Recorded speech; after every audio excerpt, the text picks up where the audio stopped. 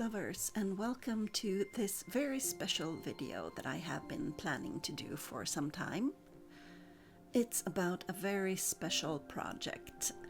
I call it my Crazy Pants project because it is indeed crazy.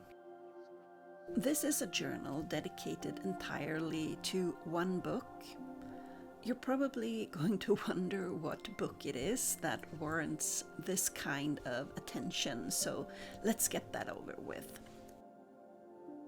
It's Galaxies and Oceans by N.R. Walker, an Australian author.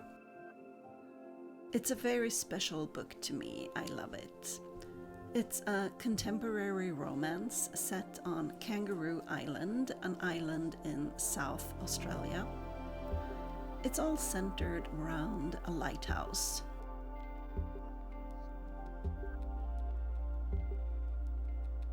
The name Galaxies and Oceans refers to one person's love of the ocean and one person's love of the stars and how these two connect.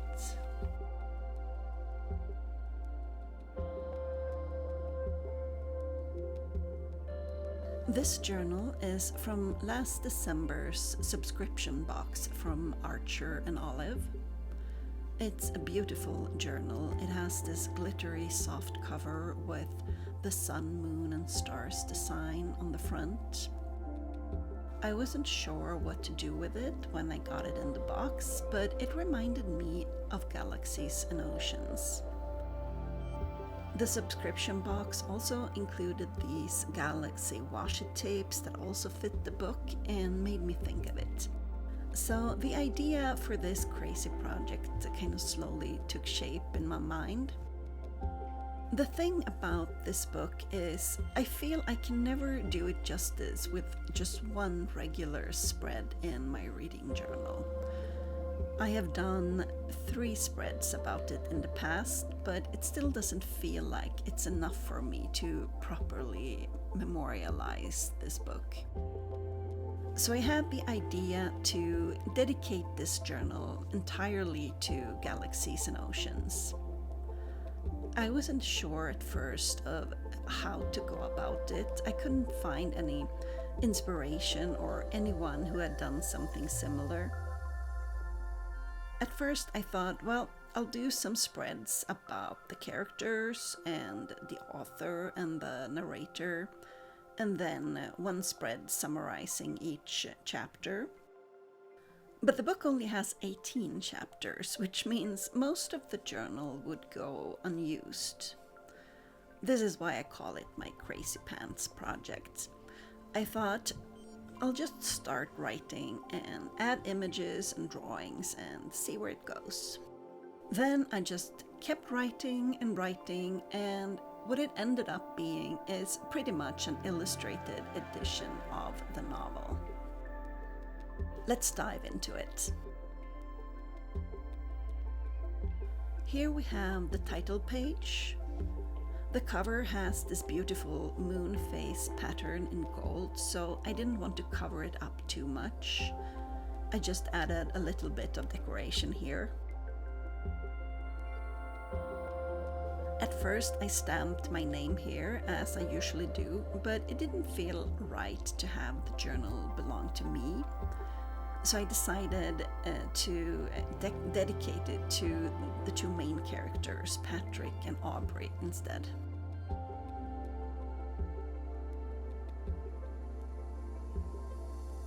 Here we have the cover of the book and the tagline, "May the stars forever guide us and may this lighthouse bring us home."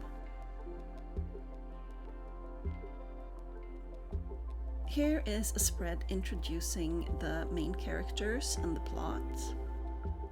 This is Aubrey, or Ethan as his real name is. Unfortunately, at the start of the book, he's in an abusive relationship with an Australian politician who is kind of a big deal. This is Patrick, the resident lighthouse keeper on Kangaroo Island, where he lives a very lonely life, still mourning the loss of his partner 4 years ago. I cast 2 models to sort of play the main characters. As Aubrey, I have Miles Macmillan, who I am low-key in love with. I end up using him as character inspiration for a lot of the books I read. And as Patrick, we have Bertil Espegren.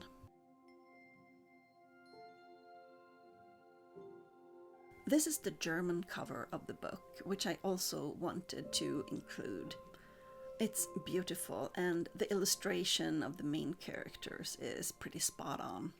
This is where I begin going crazy. Chapter 1. I started writing the book out and added pictures of characters and the setting.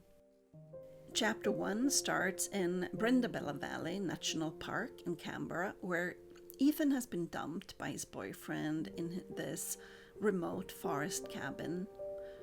Whenever he has beaten him up real bad, he takes him there and leaves him for a week until he's healed up so no one will see his black eye and bruises.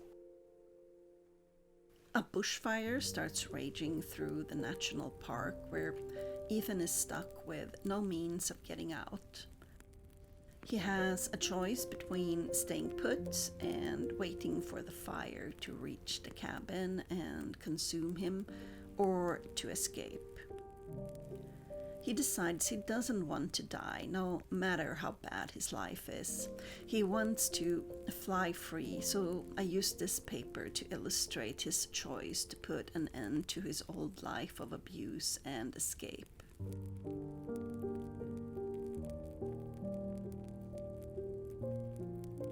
He sort of fakes his own death because the thing about bushfires is that the heat on the ground can get so intense it consumes a body so completely it leaves very little identifiable remains, if any.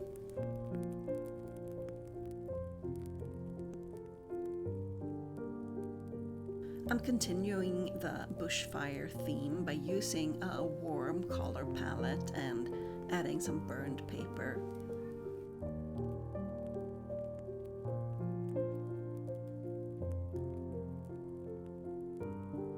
As Ethan is stumbling through this inferno of a burning forest, just trying to escape, but with no sense of direction, he looks to the sky and sees the Southern Cross and remember his grandfather teaching him about the stars and how the tail of the Southern Cross always points south.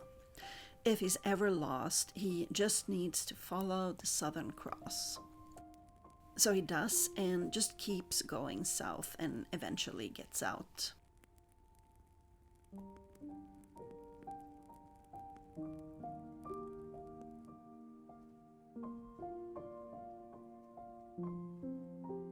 Of chapter 1, he checks into a motel, and when he's asked to give his name, he realizes he can't give his real name since Ethan Hosking is supposed to be dead. So in the spur of the moment, he gives the receptionist his grandfather's name, Aubrey Hobbs. This is when Ethan dies and this new man walks out of the fire.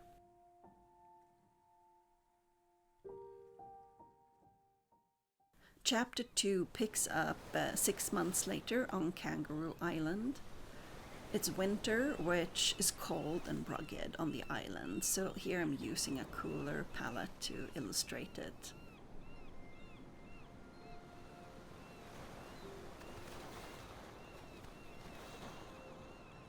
Hadley Cove is a fictional town situated on the most southern tip of Kangaroo Island. This area is actually called Finder's Chase National Park. One day, a mysterious stranger shows up in town, which has a population of 63 people. His name is Aubrey Hobbs, and he's looking for work and a place to stay. Aubrey has spent the previous 6 months working odd jobs while constantly moving, following the Southern Cross as far south as is possible. And Hadley Cove is where he ends up, because it's pretty much the end of the world. There's nowhere further to go. The book is told in first-person point of view and alternates between Patrick and Aubrey. The narration for the audio is done by Joel Leslie, who does an absolutely stellar job bringing both characters to life, as well as the side characters. It's his best work ever, if you ask me. At this point, Aubrey has cut off his long hair to remain incognito. Unfortunately, there isn't an abundance of images of Miles Macmillan with short hair out there, so I've had to sort of stretch it a bit.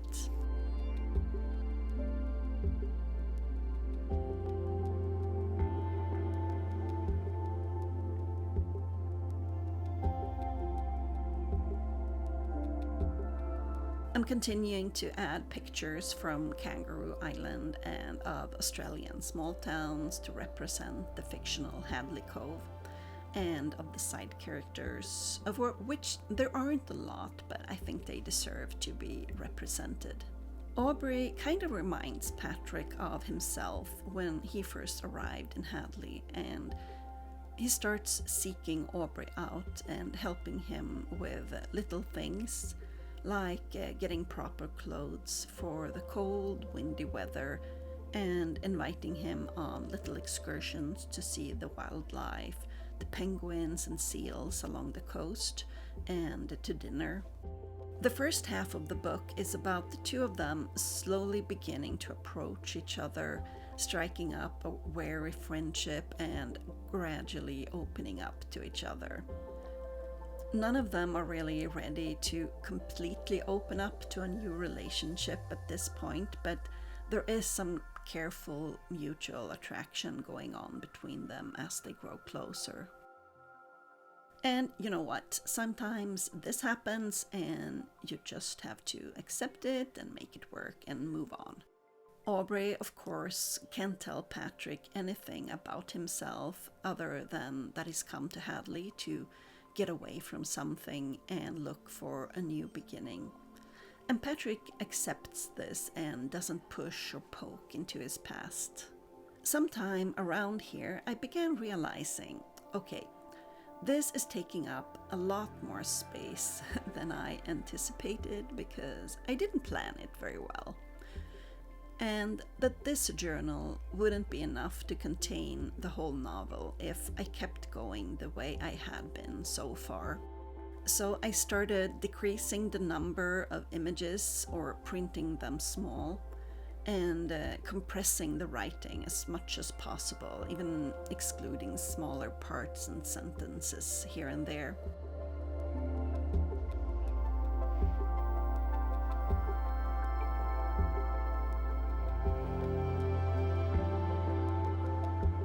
You can see here I'm just trying to fit as much writing as possible and being sparse on the decoration.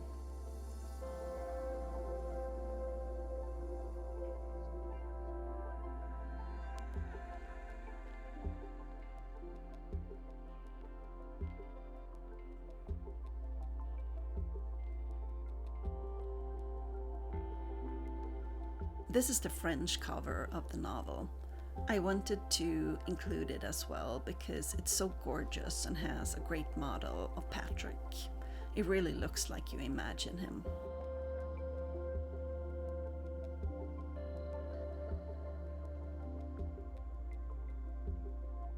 And about here, I realized this isn't how I want to do it. If I'm doing this crazy thing, I want to be able to do it the way I want. Be able to do all the illustrations and highlighting of quotes that I want. So I pretty much thought, to heck with it. I'm just going to do what feels right to me, add all the images and decorations I want, and just see how far I get. I never thought I would be able to fill an entire journal anyway. I assumed I would get bored eventually.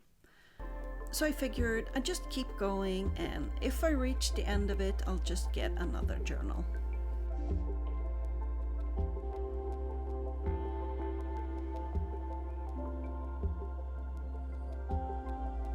These are rub-on stickers. I found 2 sets, one with an astronomy theme and one with a nautical theme, which are perfect for the book. They look so great when you apply them.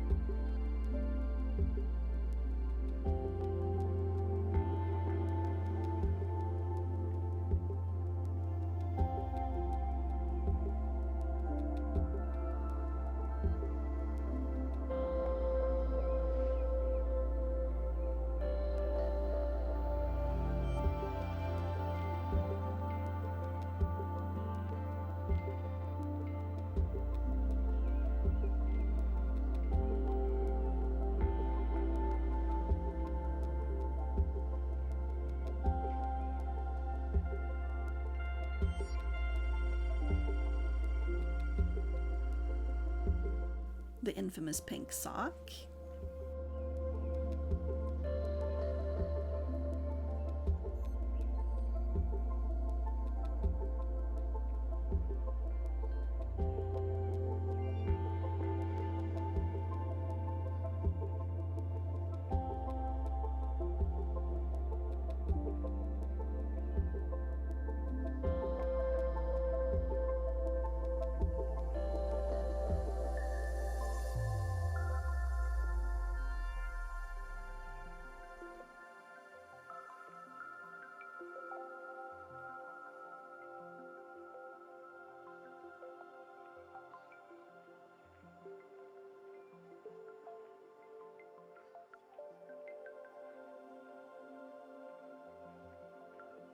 A surprisingly large part of the first half of the book is dedicated to repairing an old washing machine. So of course I had to include a little drawing of it. The washing machine sort of represents the growth of their relationship and mending broken hearts and eventually becoming whole and functional again. The machine is almost like a character in the first half of the novel.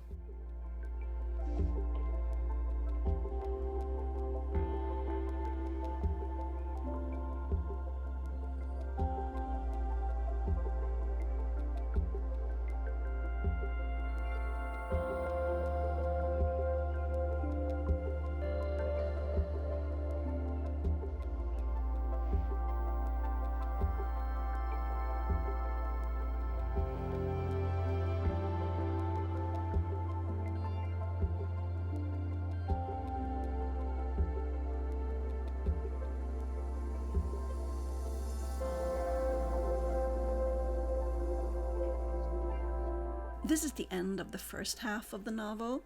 We are exactly halfway through now. I felt this is the perfect place to break because the first half of the novel is about the two of them slowly getting to know each other and approaching one another, getting over all their issues and putting the past behind them.